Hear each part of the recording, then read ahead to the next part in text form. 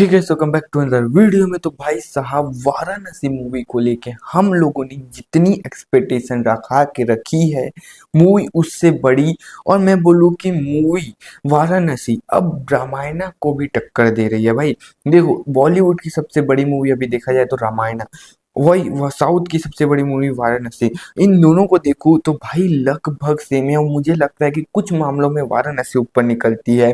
Like budget, एक movie सिर्फ एक पार्ट बन रहा है वो 1300 करोड़ जा रहा है, समझ रहे हो? तो इतनी ज्यादा हाइप्ड, इतनी कलेक्शन, इतना बजट क्या रिकवर कर पाएगी? ये क्या सिनेरियो है? इसको लेकर एस एस राजामौली जो सोचते हैं वो बहुत ज्यादा खतरनाक है। वो बंदे ने ऐसा इवेंट करवाया था, पता है आपको? इवेंट कराया था अक्टूबर में, करवाया था मैं भी। तो वो अक्टूबर में जो इवेंट करवाया था, उस समय भाई एक इंटरव्यू शूट हुआ था। उस इंटरव्यू को शूट होने में 4 मंथ लगे, एडिट होने में। और 4 मंथ के बाद अभी वो आया है। तो उसमें ऐसी ऐसी बातें आई है जो सुन के मुझे लगता है कि ये मूवी एक अलग लेवल पे जाने वाली है। ये क्यों बोल रहा हूँ? 5-6 भाई मैं आपको लेके आया हूँ रिप्लाईज उन इंटरव्यू में से, जो आप बोलोगे कि भाई ऐसा भी हो सकता है इस मूवी में।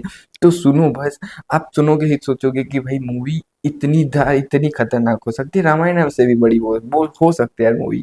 तो आपको क्या लगता है मेरे को बताओ कमेंट में, और लाइक या सब्सक्राइब कर देना, क्योंकि ऐसी नई वीडियो मैं आपके लिए लेके आता हूँ। सबसे पहले भाई एस एस राजामौली से सबसे इम्पोर्टेंट, सबसे बड़ा अभी जो सब लोग कर रहे हैं भाई, धुरंधर में भी हो रहा है कि मूवी, जैसे कि एस एस राजामौली से पूछा गया कि आप भाई वाराणसी मूवी को एक पार्ट में लाओगे कि 2 पार्ट में? देखो, उन्होंने कहा कि मैंने ही ये बेंचमार्क सेट उन्होंने नहीं किया है, बोला। बट मैं बोलता हूँ कि भाई उन्हीं वही बंदा है जो पार्ट 1 और पार्ट 2 बेंचमार्क सेट किया, बाहुबली 1 बाहुबली 2। उसके बाद ही बहुत लोग पार्ट 1 पार्ट 2 में लाने लगे मूवीज। लेकिन उसने कहा कि हम लोग ये चाहते हैं कि भाई मूवी को एक ही पार्ट में खत्म कर दिया जाए। सबसे बड़ी बात कि एक ही पार्ट में खत्म कर दिया जाए और 3 घंटे के आसपास की एक मूवी बनाई जाए। हम लोग नहीं चाहते कि इससे बड़ी मूवी बनाई जाए। रीजन, हम लोग चाहते हैं कि भाई लोग इसको एक्सपीरियंस करें। ऐसी मूवी को एक्सपीरियंस किया जाता है, नोट की अच्छी है नहीं है वो है। भाई एक्सपीरियंस करोगे कितना ज़्यादा, आपको ज़्यादा मजा आए। तो यह है कि एक ही पार्ट में बनेगी, 3 घंटे के आसपास की मूवी होगी, ठीक है। उसके बाद सेकंड, महेश बाबू से पूछा गया कि आप भाई, महेश बाबू से भाई पूछा गया कि आपको सबसे मतलब एस एस राजामौली से महेश बाबू ने पूछा कि आपको हीरोज इतने ज़्यादा अच्छे क्यों लगते हैं? आपको मेरा कैरेक्टर जो हीरोज है वो आपको बहुत पसंद है।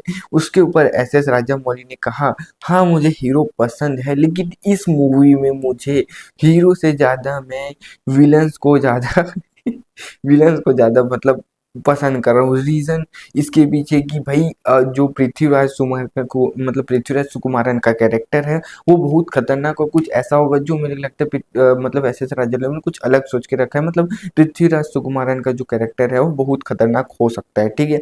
उसके बाद नेक्स्ट अपडेट आती है भाई कि भाई इंटरव्यू ने पूछा एस एस राजामौली से कि आपने इस मूवी को आई मैक्स में क्यों शूट किया? आप भाई ऐसे भी नॉर्मल में भी इंडिया में रिलीज होती है, वैसे भी कर सकते थे। तो एस एस राजामौली ने आंसर किया कि ये मूवी एक ऐसी मूवी नहीं है कि सिर्फ मूवी बन गई, स्टोरी ऐसी है वैसी नहीं।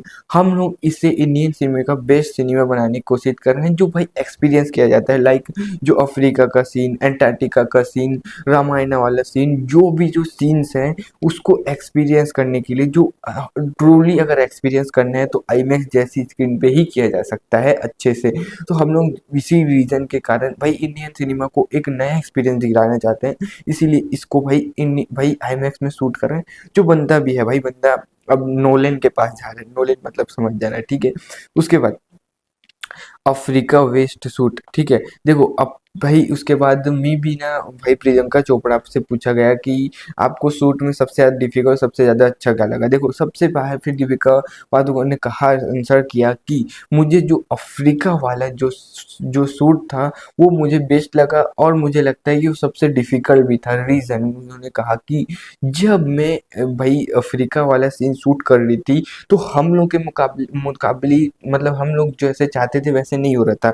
जैसे कि वहाँ जो भी जानवर थे, जितने भी आपको जो टीजर में दिखाए गए जो भी थे, जो आपने देखा था ग्लोब ट्रेटर वाले इवेंट में जो टीजर था, उस टीजर में जो भी दिखाया गया, जो भी अफ्रीका वाला बहुत सारे जानवर थे, वो हम लोगों ने जानवर नहीं लाए हैं, वो वहाँ पर जानवर थे। हम लोगों ने उनके मतलब कि उनके हिसाब से शूट किया, मतलब कि वो जैसे एक काम, मतलब कि जैसे कि वो मॉर्निंग में उठते हैं, कितने भी बजे उठे, उसके बाद वो कहाँ जाते हैं, वो पानी पीते हैं, तब भाई नदी में पानी पीते, तालाब में, जो भी लोगों की रूटीन रहता है उसके हिसाब ने हम लोगों ने शूट किया। ऐसा नहीं कि हम लोगों के हिसाब से उन लोगों को भाई थोड़ा मतलब कि लाया जाए उनके हिसाब से। मतलब कि वो जब आए तब हम लोगों का डायलॉग बोलने का सीन था। जब वो भाई उनकी भाई पूरी फैमिली, मतलब एक हाथी वाला सीन था, उन्होंने कहा कि वो हाथी वाली फैमिली आई, तब हम लोगों ने शूट किया। ऐसे कर करके हम लोगों ने शूट किया, जो बहुत दिन पहले हो चुके हैं मेरे को पता है, लेकिन ऐसे शूट किया। मतलब कि जो अफ्रीका वाला सीन है वो खतरनाक होने वाला है, ठीक है। उसके बाद देखो भाई, ऐसे भाई महेश बाबू ने एक और आंसर किया कि इस मूवी में मेरे को सबसे अच्छी चीज़ क्या लगी कि भाई एस राजा मौली ने मुझे कहा कि आपका जो चलने का स्टाइल है वो थोड़ा अजीब है, तो आप इसको थोड़ा ऐसे करो। मतलब अब उन्होंने कहा होगा कैसे करो, तो उसको सही करने के लिए 6 मंथ की ट्रेनिंग ली है भाई महेश बाबू ने, सिर्फ चलने की।